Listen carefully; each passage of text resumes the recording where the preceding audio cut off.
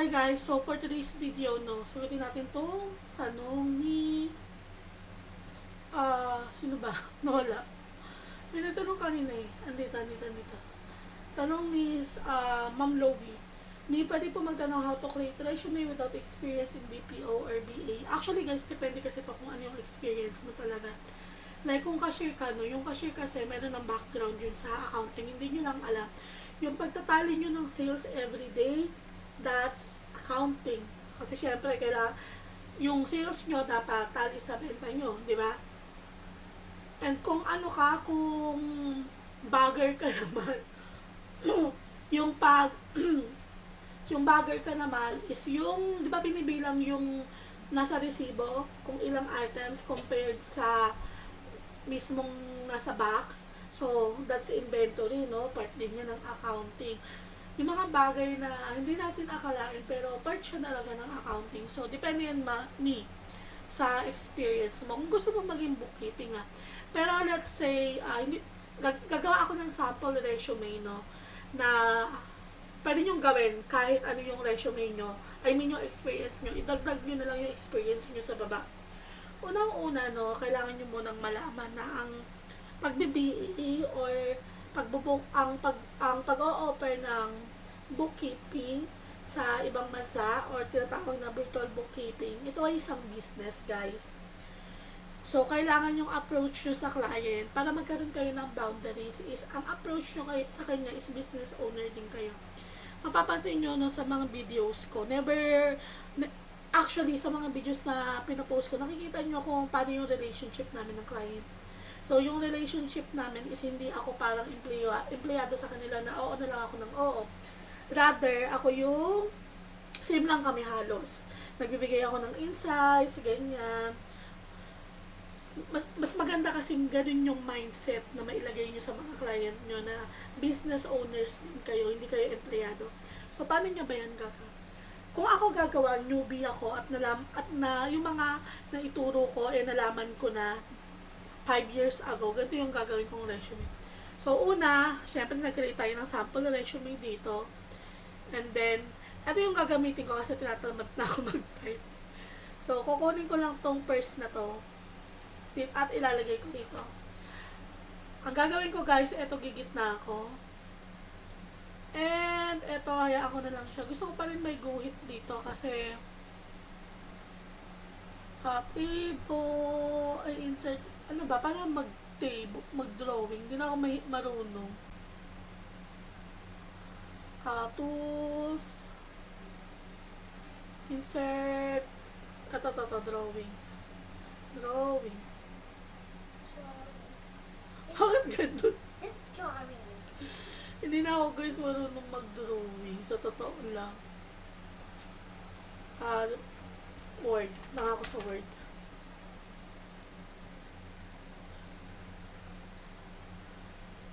Kasi dito marunong ako mag-drawing eh.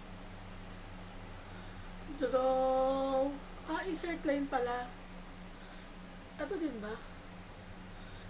Wala eh. Ito horizontal line. Meron pala. So, lalagay ko dito, insert horizontal line. So, ganyan. Tapos, lalagay ko to, syempre, yung tagline ko. Mag-isip kayo na magandang tagline, guys. O, diba, tinuruan ako na kayo kumuha ng Canvas site. Lagay nyo pa rin sa yung LinkedIn account nyo. Tapos, ang ilalagay ko dito is yung bookkeeping career ko. Syempre, guys, gusto ko tong, gusto ko tong format ko dito, kaya yun na lang din ang gagawin ko. So, ayan.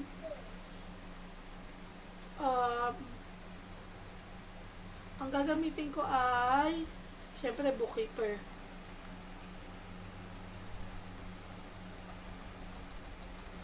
Ang newbie to, pang newbie. Virtual bookkeeper. Tapos, kunwari, yung company, pwede nyo nang tanggalin to, guys. And, ilagay nyo lang dito yung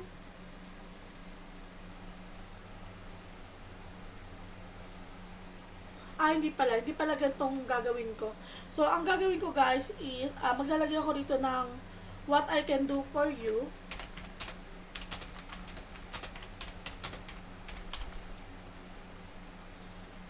So, lalagay ko dito yan. And then, identify ko yung pwede kong gawin sa inyo. Dahil dyan, kaya ako binuksan to si ChatGPT. So, lalagay ko dito, what are the things a bookkeeper offers?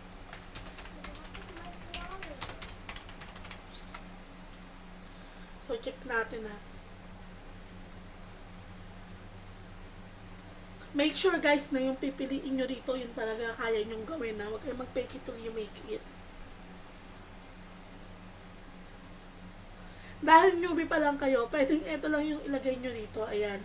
Kasi for sure, yung iba sa inyo, hindi pa marunong ng budget and forecasting, compliance, clean up, cash flow management, diba? So, ito lang yung piliin natin. Itong 1, 2, 3, 4, 5, 6. So, lagyan natin dito. So, gawin natin siya, yung parang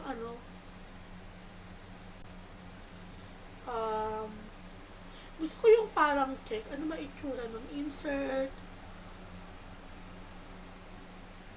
Yung check, guys. Insert, shapes.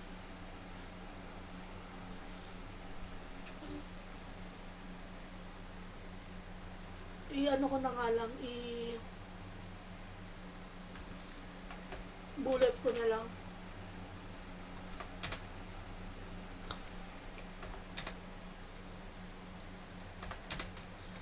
And then, ito.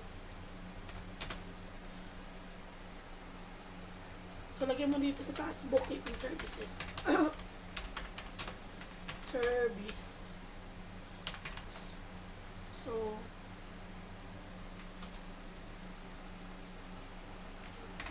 kayo na lang mag-format kaysa kasi ano lang to impromptu.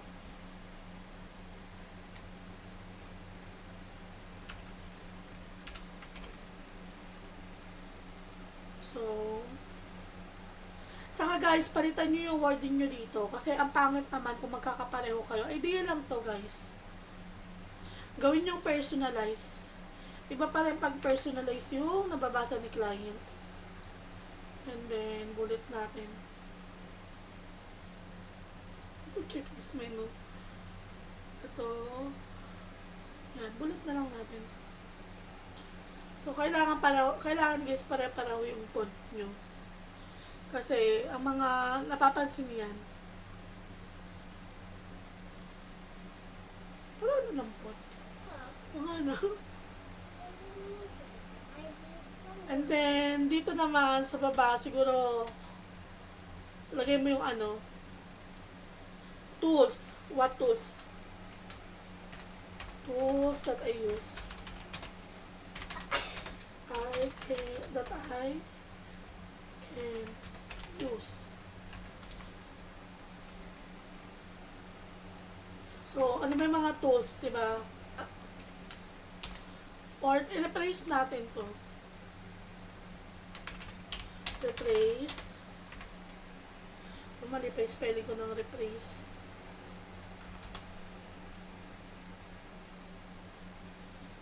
Resources I can utilize. Resources more.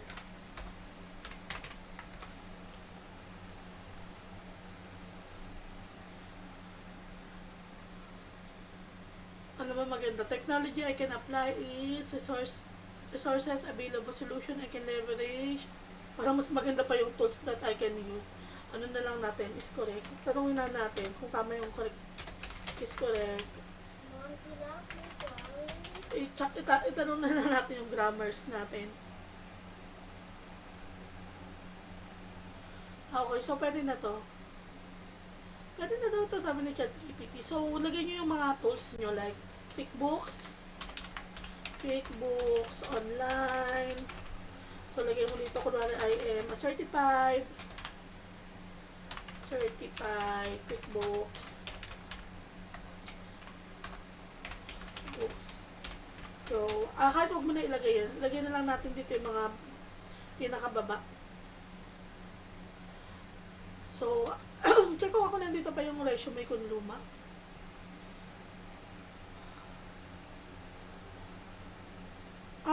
guys, ito yung resume kong luma. Oh.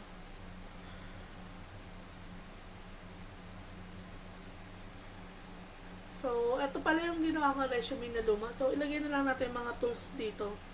So, ito yung mga tools ko na ginagamit before.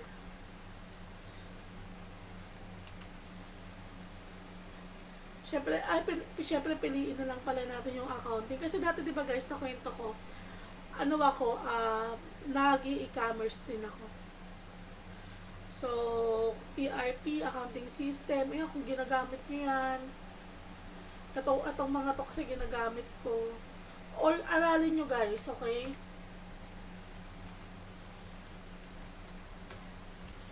QuickBooks, online,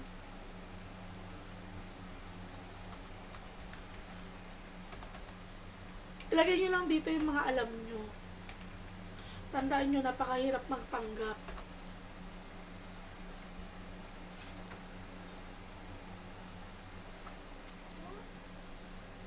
So, ito, Loom, Microsoft Teams. Basta kung ano yung alam nyo guys na, kasi itong mga to, pang ano yun pang tawag dito, yung pang e-com. So, sa mga hindi nakakaalam, no, bago ako mag-niche down sa accounting and finance, dati akong e-commerce BA. So, ayan. And then, ano na lang din natin, Arial 11. And then, ganyan. Ay. So, kulay black. Ay, mali. Ito pala. Kulay black. Tapos, ano nyo. Tapos, sumunod naman na ilagay nyo sa baba is Why Choose Me. Why Choose Me.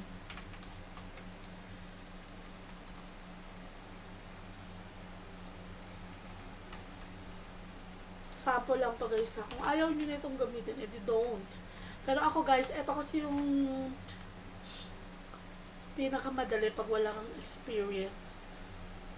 So, lalagay mo dito sa Why Choose Me. Siyempre, chat GPT na lang natin dahil tinatamad ako characteristic of a good bookkeeper. Siyempre, kung meron ka namang skills na mas kaya mong ibenta mo. Pero dahil dyan, tinatamad na akong tinatamad akong mag-isip, guys. So, ang dami, no? Summary na lang. Summarize it.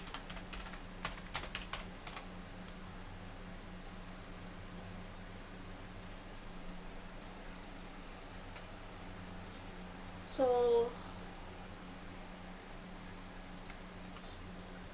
replace, make it a person statement.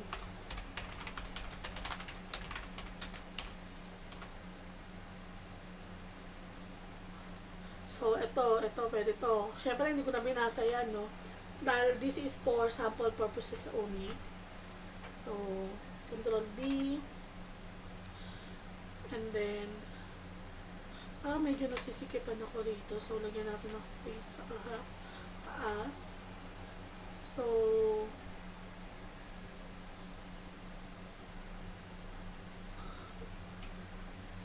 ito pala, yung gasto guys, may certification nito. Kailangan i-aralin nyo yung gasto. And then also, yung bill.com, aralin nyo yan, ha. Ayan yung mga usually ginagamit ng mga business owners, guys. Dapat aralin nyo yung mga tools na laging ginagamit ng business owners. So, Why Choose Me? Ito. Uphold communication. So, i-ano lang natin. Accept natin. Kahit hindi natin binasa, accept lang tayo ng accept. So, ito guys, actually, pwede na to. Tapos dito sa baba, lagay mo na lang yung yung ibang experiences mo. Other experiences. So, pwede mo na ilagay dito yung experience mo. Kunwari, kung ano man trabaho mo ngayon, Di ba? So, ano bang maganda, ano bang sample experience? kasi, kasi naman, dapat sinabi mo na kung ano yung experience mo eh. Ito si Ma'am Lobby, hindi ko tuloy maisip kung anong, ano yung pwede natin yung sample experience dito. Pero let's say, kung ano yung experience mo, sa atin nilamunan ko rin ng, kahit, basta lagay mo na lang dito yung experience mo, no? And then, pag nalagay mo na dito sa iyong experience mo, lagay mo sa baba, yung, ako kasi hindi na ako naglalagay ng character reference eh. Pero ganyan, ganito yung magiging, ganito yung magiging resume ko. Kung alam ko na yung mga alam ko ngayon. I mean, kung kagaya nyo ako, na bago pa lang. So, ilalagay ko yung what I can do for doon sa business, tools na ginagamit ko. Siyempre, dagdagan nyo yung tools kung ano yung alam nyong tools. Ito guys, i-rewarding nyo ha. Huwag kayong copy and paste kay ChatGPT kasi para-pareho na kayo nyo ng resume. Tapos ito, why choose me? Siyempre, ibenta nyo yung sarili nyo kung ano yung characteristic nyo talaga. Pero kasi ito, kinapi-paste ko lang to kay ChatGPT dahil tayo ay tinatamad mag-isip for today's video. Tapos lagyan mo na dito yung other experience mo, yung mga outside na freelancing or yung corporate experience mo kung meron man, okay? So, I think for me, ganito. So, let me know guys kung anong tingin nyo. See you sa next one.